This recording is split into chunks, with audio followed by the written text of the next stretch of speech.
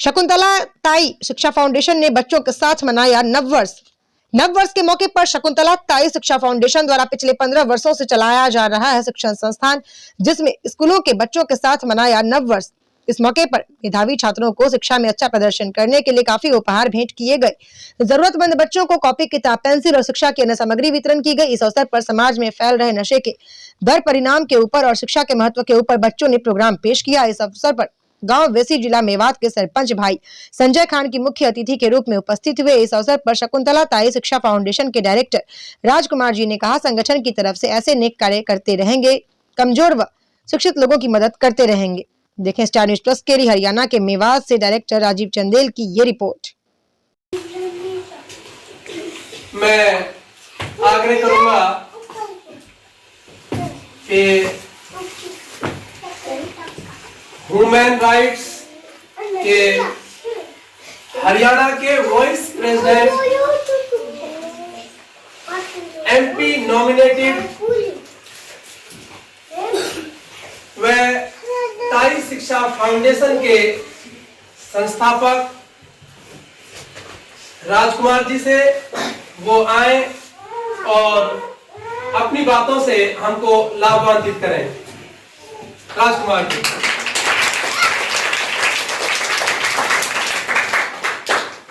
सम्मानित मंच और सरपंच साहब और अतिथिगण जो भी इस प्रोग्राम में पधारे हैं, मैं सबका इस मान सम्मान के लिए धन्यवाद करता हूं। और हमारे परम मित्र और मेरे बचपन के साथी मास्टर गुरुगफ्फार जी, उनका मैं स्पेशल धन्यवाद करता हूं जिन्होंने ये प्रोग्राम ऑर्गेनाइज किया और समाज में एक नई सोच लाने का प्रयास किया। बच्चों, अपने बारे में तो मैं क्या बताऊँ, आप सभी जानते हो, मैं इसी मिट्टी से पैदा हुआ हूँ और इसी गांव का बच्चा हूँ। आप सब मेरे बारे में भली बातें जानते हैं। मैं एक छोटा सा वाक्य बताना चाहता हूँ। इसी वक्त में हम और मास्टर जी पड़ोस के गांव में स्कूल में पढ़ा करते थे, छपेड़ा में। तो एक दिन हम पैदल गए थे स्कूल। तो उधर से जो स्कूल आते टाइम बहुत गर्मी हो रही थी, जून जुलाई का समय था और हमें कोई साधन नहीं मिल रहा था उस टाइम। आई थिंक रोडवेज की हड़ताल वगैरह थी। तो उस दौरान एक गाड़ी आके रुकी और उस गाड़ी में उस टाइम हम क्लास 1 में थे और कहते हैं बच्चों में जैसा माइंड होता है उस टाइम में, उस गाड़ी में उन्होंने हमें लिफ्ट दी और ऐसी गाड़ी में वो हमें बिठा के लाए। तो हमें बड़ा अच्छा फील हुआ। हमने सोचा, उनसे पूछा बातों में, भैया आजकल स्टूडेंट को तो कोई वैल्यू नहीं देता, आप इतनी वैल्यू क्यों दे रहे हो? तो हमें ऐसी गाड़ी में फर्स्ट क्लास और नूह तक छोड़ने आए थे लोग। तो उस सज्जन ने एक ही जवाब दिया था कि मेरे जीवन का सबसे जो अहम पल रहा है वो मेरा एजुकेशन पीरियड रहा है। मैं एजुकेशन को बहुत ज्यादा मान्यता देता हूँ। तो हम दोनों ने मित्रों ने उसी दिन प्रण लिया कि हम जीवन में कुछ करेंगे और इसी कदम में लगातार मास्टर जी ने पिछले 15-20 साल से प्रयास कर रहे हैं। काफी सैकड़े बच्चों को भविष्य सुधारा है और काफी बच्चे आज गवर्नमेंट जॉब में भी है मास्टर जी ने। हमने भी एक ब्रांच फाउंडेशन के नाम से अपने गुड़गांव में खोली हुई है। वहाँ पे भी प्रयास कर रहे हैं कि लगातार बच्चों को अच्छी शिक्षा दी जाए। हमारा मोस्ट फिर हम दोनों ने मिलकर जो फाउंडेशन बनाया, मास्टर जी ने और हमने, फाउंडेशन में तो काफ़ी कार्य है, child education, women empowerment, skill development और SC ST OBC माइनॉरिटी जो वेलफेयर में जो प्रयास किए जाते हैं उनकी दिशा और दशा दोनों को सुधारने के लिए हम प्रयास कर रहे हैं। बट हमारा पहला जो कदम है वो एजुकेशन के लिए ही है। एजुकेशन के ऊपर हमारा ज़्यादा फोकस है क्योंकि हमारा मानना है कि एजुकेशन, अगर बच्चों को एजुकेशन मिलेगी तो उनकी फैमिली को टेंशन नहीं है, उनका भविष्य सुधर जाएगा, उनके परिवार का भविष्य सुधर जाएगा। एजुकेशन बहुत ज़रूरी है।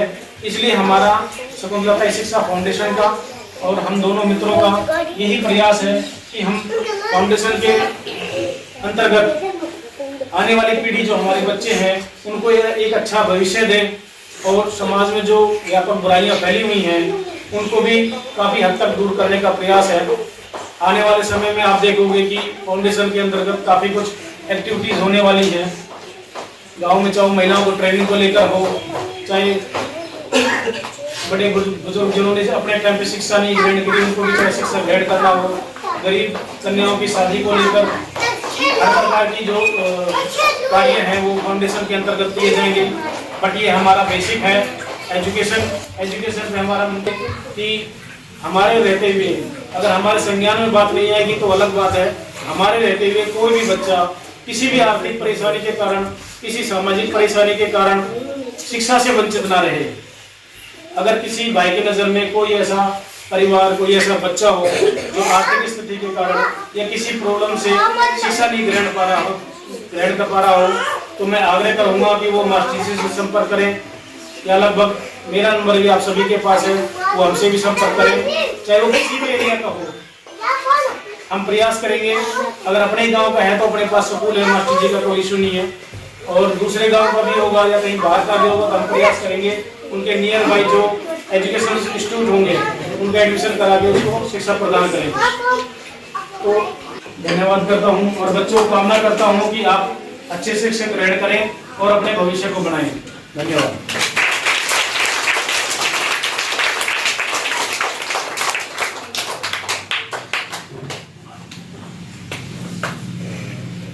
मैं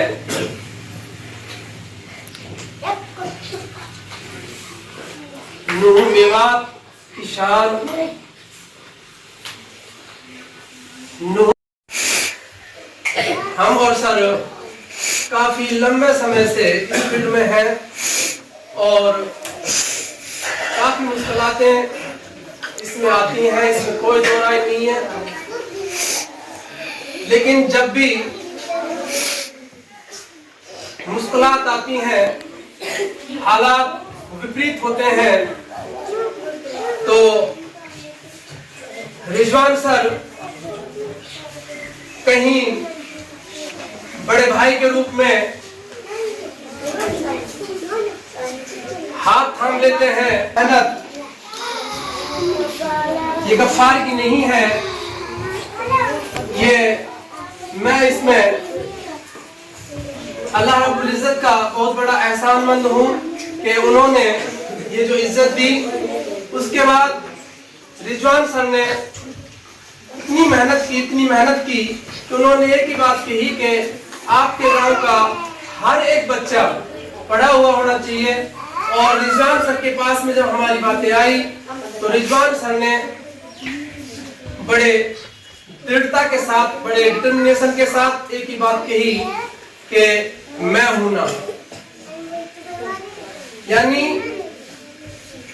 मुझे कहीं भी विचलित नहीं होने दिया। और मैं दिल से रिजवान सर का बहुत बहुत धन्यवाद करता हूं।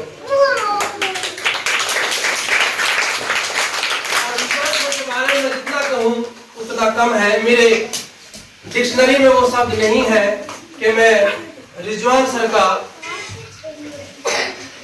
किन शब्दों में धन्यवाद करूं। यानी अभी भी रिजवान सर के जो छोटे भाई हैं बाबूजी लुकमान, उनकी अहल्या हॉस्पिटल में है और फिर भी वो टाइम निकाल के नहीं हमारे बीच आए, उसके लिए मैं पुनः रिजवान सर का धन्यवाद करता हूं। अब मैं रिक्वेस्ट करूंगा कि कासम भाई आए और अपने दो शब्द कहें। कासम।